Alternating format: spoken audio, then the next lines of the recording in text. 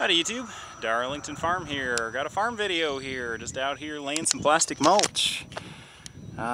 Laying more plastic mulch here and just kind of thought I'd show you the doits. And I think next year what I'm going to do is just go ahead and mix up some nitrogen and just have it to where it'll spray nitrogen right underneath the plastic mulch here. But man, I love this. All you do is just hook this drip tape up to that big line there and it irrigates. And what's really cool is there's no weeds in this plastic. I didn't do a very good job of it on these, but farther down here on this side, I got up close, it was getting dark as I was cultivating this stuff and I didn't want to get into it. But what you can do is just run the cultivator right up here to the edge where you're just within a couple of inches of the plastic and you don't have any weeds. It's great.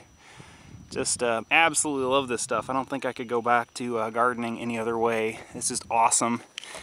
Have broccoli coming up here. Not a whole lot, but this row is about half broccoli, so about 250 feet of broccoli or so. And got some peas here down to that stake, which is, I don't know, there's maybe 100 feet or so, and then the rest of this row is all onions.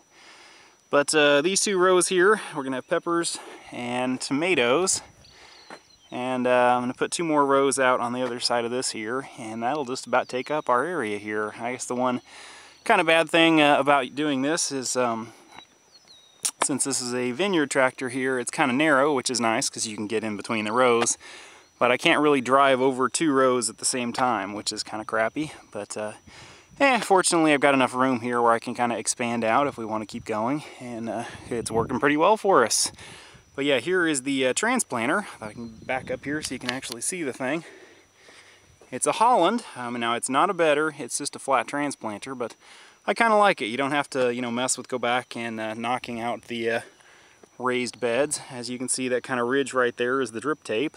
You can either set it to where it buries the drip tape or leaves it right under there. It was set up that way when I bought it, so it seems to be working, so I'm not messing with it. But as you can see, you kind of need some nice light fluffy soil. But I had some people tell me that you needed a tiller to go with these, but what I do is I will just run over this.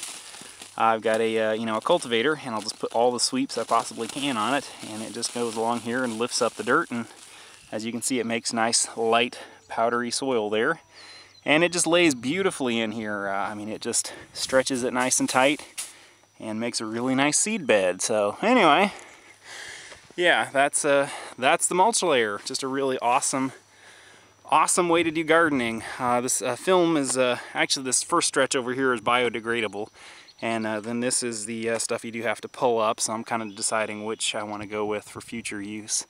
The guy I bought it off of told me that the biodegradable stuff was awesome, and it broke down after a year.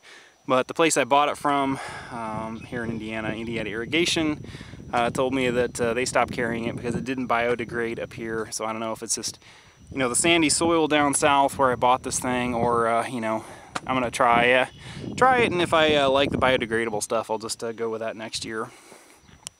But really a sweet setup here for laying mulch. And yeah, again, I think next year I'm just going to get some, some nitrogen or liquid, I know it's not liquid nitrogen, but liquid nitrogen fertilizer, and just set it to where it'll spray on the ground there as I go along. But yeah, we're getting ready to do some planting here. We're trying to clear out the greenhouse.